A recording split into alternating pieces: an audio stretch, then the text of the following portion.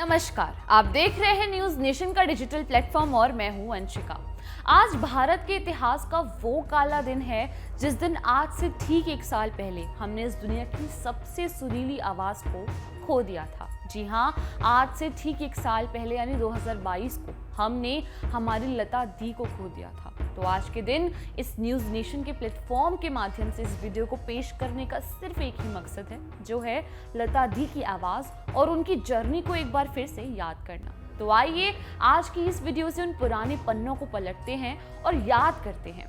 लता मंगेशकर जी इतिहास का वो व्यक्तित्व है जिन्हें अपना पूरा जीवन सिर्फ संगीत को ही समर्पण कर दिया था।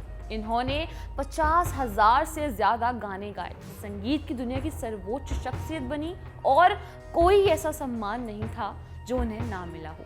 लेकिन फिर भी वो दोबारा लता मंगेशकर नहीं बनना चाहती थी। बचपन से लेकर आखिरी सांस तक उन्होंने तकलीफें और संघर्ष देखा। कम उम्र में पिता का साया सिर से उठ गया तो घर की जिम्मेदारी अपने कंधों पर ली। चंद पैसे बचाने के लिए वो मीलों तक पैदल चलकर रिकॉर्डिंग स्टूडियो जाती थी ताकि जो पैसे बचे हैं उससे सब्जी तरकारी का इंतजाम हो जाए। ऐसे अनेकों किस्से हैं जो उनकी जिंदगी में मुश्किलों को दिखाते हैं, साथ ही ये भी दिखाते हैं कि हर बार किस जीवटता के साथ उन्होंने उन परेशानियों को हराया। लता दीदी का पहला नाम हेमा था। बाद में उनके पिता ने अपने नाटक भाव बंधन की लीड फीमेल कैरेक्टर लतिका से प्रभावित होकर उनका नाम लता रख दिया। पहले लता दीदी के पिता का नाम दीनानाथ अभिषेकी था, लेकिन वो चाहते थे कि उनकी आगे की पीढ़ी का नाम बिल्कुल अलग हो। उनके पुरखों के गांव का नाम मंगेशी था और कुल देवता का नाम मंगेश। इस तरह उन्होंने अपना सरनेम मंगेशकर कर लिया। आपको पता है कि लता दीदी के संगीत की शुरुआत भी अचानक से ही हुई थी। लता दीदी के पिता संगीतकार थे, इसी वजह से घर में हर समय संगीत का माहौल रहता था। लोग उनसे संगीत सीखने आते थे। नाटकों के गानों की दिन भर रिहर्सल होती थी। लता दीदी भी संगीत सुना करती थी, लेकिन वो पिता के सामने नहीं गाती थी। जब उनकी माँ किचन में खाना बनाती थी तो वो उनके सामने गीत गाती थी। इस पर उनकी माँ उन्हें डांटकर भगा देती थी। एक दिन दीनानाथ घर पर किसी को संगीत सिखा रहे थे, तभी अचानक उन्हें किसी काम की वजह से घर के बाहर जाना पड़ा। जाते वक्त उन्होंने उस संगीत सीखने आए शख्स से कहा, मैं थोड़ी देर में आता हूँ, तुम तब तक रियाज करो। ये सारी बातें गैलरी में खड़ी 5 साल की लता दीदी सुन रही थी। दीनानाथ के चले जाने के बाद उस शख्स ने रियाज शुरू किया, लेकिन गलत सुर के साथ। इस पर लता दीदी ने उन्हें टोक दिया और गाकर बताया कि ऐसे गाओ। लता दीदी को इस बात का अंदाजा नहीं था कि पीछे खड़े होकर पिता उन्हें सुन रहे हैं। पिता को देखते ही वो माँ के पास किचन में भाग गई। इस घटना के बाद दीनानाथ ने उन्हें 6 बजे ही उठाकर संगीत सिखाना शुरू कर दिया था। अब ये तो रही उनके अंदर संगीत रम जाने की कहानी, लेकिन क्या आपको पता है कि उनका पहला स्टेज परफॉर्मेंस उन्होंने महज 9 साल की उम्र में ही दे दिया था। दरअसल उनके पिता दीनानाथ ड्रामा कंपनी चलाते थे। एक दिन कंपनी के कुछ लोगों ने उनसे आकर कहा कि वो भी अपना एक क्लासिकल परफॉर्मेंस दें। वो इस बात पर राजी हो गए। 9 साल की लता दीदी ने भी उनके साथ परफॉर्मेंस देने की जिद की। पहले तो पिता ने मना कर दिया, लेकिन जब उन्होंने कहा कि वो खंबावती राग में गाएंगे, तब पिता ने उन्हें हामी भर दी। फिर उसी शाम वो अपने पिता के साथ परफॉर्मेंस देने गई। पहले लता दीदी ने परफॉर्मेंस दी, जिन्हें लोगों ने बहुत सराहा। उसके बाद उनके पिता ने परफॉर्मेंस दी। जब वो गीत गा रहे थे तब लता दीदी उन्हीं की गोद में सो गई। उन्हें गोद में सुलाए दीनानाथ ने अपनी पूरी परफॉर्मेंस दी। तो इतनी ही खूबसूरती के साथ लता दीदी ने अपनी पहली स्टेज परफॉर्मेंस दी थी। खैर, ये तो रही बचपन की बात, लेकिन पता है कि लता दीदी का पहला गाना कभी पब्लिश ही नहीं हुआ था। 1942 की बात है ये, जब फिल्म कीती हसाल के संगीतकार सदाशिवराव नवरेकर लता के पिता के बहुत अच्छे दोस्त थे।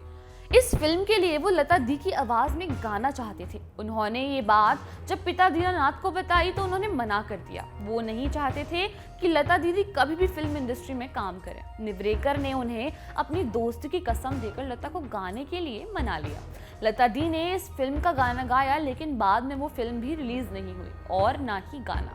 अब मुझे लगता है कि शायद आप ये सोच रहे होंगे कि अब उनकी जिंदगी अच्छे से चल पड़ी होगी, लेकिन मैं बता दूं कि ऐसा नहीं है। इसके कुछ समय बाद ही अप्रैल 1942 में लता दीदी के पिता का निधन हो गया। उनके चले जाने से परिवार की पूरी जिम्मेदारी छोटी उम्र की लता के कंधे पर आ गई। इसी दौरान मास्टर विनायक ने उन्हें अपनी मराठी फिल्म पहिली मंगला गौर के लिए अप्रोच किया। पैसों की जरूरत थी तो उन्होंने हाँ कर दी और फिल्म में एक छोटा सा रोल भी किया। साथ में उन्होंने फिल्म के गाने नटली चित्राची नवलाई गाना भी गाया। इस गाने के लिए उन्हें 25 रुपए फीस मिली थी और फिल्म में रोल के लिए कुल 300 रुपए मिले थे। इसके बाद उन्होंने मास्टर विनायक की कंपनी में काम किया। लता दीदी की जिस आवाज के आज हम सब दीवाने हैं, क्या आप जानते हैं कि उस आवाज को पतला कहकर रिजेक्ट कर दिया गया था? जी हाँ, जब वो हरीश चंद्र बाली के फिल्म के गाने को रिकॉर्ड कर रही थी, तभी एक पठान ने उनकी आवाज सुनी। बिना रुके ही वो शख्स चला गया गुलाम हैदर अली से मिलने। पठान ने उनसे कहा, कोई एक नई लड़की आई है जो बहुत ही उम्दा गाती है, आप उसे बुलाकर एक बार जरूर सुने। मास्टर गुलाम हैदर अली ने मिलने के लिए हामी भर दी। लता दीदी के पास मास्टर हैदर अली से मिलने का मैसेज आया। अगले दिन वो अपनी मुसेरी बहन के साथ मास्टर गुलाम हैदर अली के स्टूडियो मिलने गई। वहां पर वो सुबह से शाम तक उनका इंतजार करती रही। आखिरकार उनकी मुलाकात मास्टर हैदर अली से हुई। उन्होंने इतना लंबा इंतजार कराने के लिए माफी भी मांगी, फिर गाना सुनाने को कहा। वो लता से बहुत प्रभावित हुए। मास्टर हैदर अली ने लता दी की मुलाकात प्रोड्यूसर शशिधर मुखर्जी से करवाई, जो उस समय फिल्म शहीद पर काम कर रहे थे, लेकिन उन्होंने लता को काम देने से इनकार कर दिया। मुखर्जी ने कहा, इस लड़की की आवाज बहुत पतली है। इस पर मास्टर हैदर अली ने कहा, आने वाले दिनों में प्रोड्यूसर और डायरेक्टर इस लड़की के पैरों में गिरकर अपनी फिल्म में गाना गाने की विनती करेंगे, और देखिए उनकी बात सच भी हो गई। इसके बाद 1948 में मास्टर हैदर अली ने लता को फिल्म मजबूर का गाना दिल मेरा तोड़ा मुझे कहीं का ना छोड़ा दिया, जो उनके लिए बड़ा ब्रेक साबित हुआ। फिर क्या था, इसके बाद 1948 में लता दीदी ने फिल्म महल का गाना आएगा आने वाला गाया था। इस गाने को मधुबाला पर फिल्माया गया था। ये वही गाना था जिसने लता दीदी को हिंदी सिनेमा में बतौर सिंगर पहचान दिलवाई। सब अच्छा चल रहा था, लेकिन एक दिन लता दी संगीतकार अनिल विश्वास और दिलीप कुमार के साथ लोकल ट्रेन से गोरेगांव जा रही थी। अनिल विश्वास ने दिलीप कुमार से लता का परिचय कराते हुए कहा, दिलीप ये लता मंगेशकर हैं और ये बहुत अच्छा गाती हैं। इस पर दिलीप कुमार ने पूछा कि ये कहाँ की हैं? अनिल विश्वास ने बताया कि ये मराठी हैं। मराठी शब्द सुनते ही दिलीप कुमार ने अपना चेहरा अजीब सा बनाकर कहा, क्या है ना, मराठी लोगों की बोली में थोड़ी दाल भात की बू होती है। उनकी ये बात लता दीदी को बहुत ज्यादा बुरी लग गई। इसके बाद उन्होंने उर्दू सीखने की ठानी और सीख भी ली। पता है, एक किस्सा ये भी मशहूर है कि लता दीदी अपने गाए हुए गानों को कभी भी नहीं सुनती थी। उनका मानना था कि अगर वो खुद गानों को सुनेंगी तो उसमें 100 कमियां तो जरूर मिलेंगी। लता मंगेशकर को करियर का पहला फिल्म फेयर अवार्ड 1958 की फिल्म मधुमती के गाने आजा रे परदेसी के लिए मिला था। इस गाने को सलील चौधरी ने कंपोज किया था। उन्हें दूसरा फिल्म फेयर मिला था कहीं दीप जले कहीं दिल के लिए, जो उन्होंने फिल्म 20 साल बाद के लिए गाया था।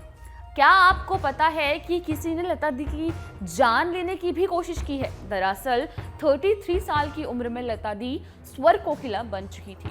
किसी को उनकी तरक्की से इतनी जलन थी कि उन्हें जहर देकर मारने की कोशिश की। ये लता दी की जिंदगी का सबसे कठिन और भयानक दौर था। इस वजह से उन्हें 3 महीने तक बेड पर रहना पड़ा। शरीर इस कदर कमजोर हो गया था कि वो बेड से उठ भी नहीं पाती थी। चलना तो दूर की बात थी। उनके इस कठिन समय में मजरूह सुल्तानपुरी उनका सहारा बने। मजरूह दिन भर अपना काम करके शाम को लता दी के पास जाकर उनको कविताएं सुनाया करते थे और उनका मन बहलाया करते थे। अपने इस कठिन समय को याद करते हुए लता दीदी ने एक बार कहा था, अगर मजरूह इस मुश्किल वक्त में मेरे साथ ना होता तो शायद मैं इस मुश्किल दौर से ना उबर पाती। अफवाह ये भी थी कि इस हादसे की वजह से लता दीदी ने अपनी आवाज खो दी थी। हालांकि बाद में उन्होंने इस बात का खंडन करते हुए कहा था, मैंने अपनी आवाज कभी भी नहीं खोई थी। बाद में किसने उन्हें जहर दिया है, इस इंसान का पता भी चल गया था। लेकिन क्योंकि उस शख्स के खिलाफ उनके पास कोई पुख्ता सबूत नहीं था, इस वजह से उसके खिलाफ पुलिस कार्रवाई ना हो सकी। लता दीदी अपने उसूलों की भी बड़ी पक्की थी। लता दीदी कभी भी दुअर्थी शब्दों वाले गाने नहीं गाती थी। इस वजह से कई राइटर्स के साथ उनकी अनबन भी हो जाती थी। कई राइटर्स को लता दीदी की वजह से गाने के शब्द तक बदलने पड़ जाते थे। यहाँ तक कि उनकी रफ़ी साहब के साथ भी बहस हो गई थी। एक बार लता दीदी और रफ़ी साहब में गानों की रॉयल्टी लेने के लिए बहस छिड़ गई थी। लता जी की गायकों को रॉयल्टी मिलने के पक्ष में मानना था, जबकि रफ़ी का कहना था कि गायकों को गाना गाने की फीस मिल रही है, तो रॉयल्टी की क्या जरूरत। बहस ऐसी छिड़ी कि दोनों ने तय किया कि वो साथ में काम नहीं करेंगे, और इसके चलते उन्होंने करीब 4 साल तक साथ में कोई गाना नहीं गाया, ना ही कोई मंच साझा किया। लता दी ने कामयाबी मिलने के बाद तमाम बड़े म्यूजिशियंस के साथ काम किया, लेकिन संगीतकार ओपी नैयर ने कभी उन्हें मौका नहीं दिया। लता दी की आवाज़ हर संगीतकार के लिए गाने के हिट होने की गारंटी होती थी, लेकिन ओपी नैयर का मानना था कि उनकी बनाई धुनों पर लता दीदी की आवाज़ फिट नहीं बैठती। कामयाब सिंगर बनने के बाद लता मंगेशकर ने बतौर music director Marathi film Ram Ram Pavhane film की। इसके बाद उन्होंने आधा दर्जन मराठी फिल्मों के लिए भी कंपोजिशन किया। यहाँ तक कि लता मंगेशकर ने 1990 में अपना प्रोडक्शन हाउस भी शुरू किया था। इस बैनर तले उन्होंने फिल्म लेकिन प्रोड्यूस की थी, जिसे गुलजार ने निर्देशित किया था। यहाँ तक कि लता मंगेशकर ने 1990 में अपना प्रोडक्शन हाउस भी शुरू किया था। इस बैनर तले उन्होंने फिल्म लेकिन प्रोड्यूस की थी, जिसे गुलजार ने निर्देशित किया था। इसके बाद लता ने फिल्में प्रोड्यूस करना ही बंद कर दिया। प्रोडक्शन हाउस शुरू करने से पहले भी लता दी बादल, मराठी फिल्म झांझर और कंचनजंगा जैसी फिल्मों में भी पैसा लगा चुकी थी। खैर, ये थी लता दी की जिंदगी के कुछ खट्टे, कुछ मीठे और कुछ तीखे किस्से।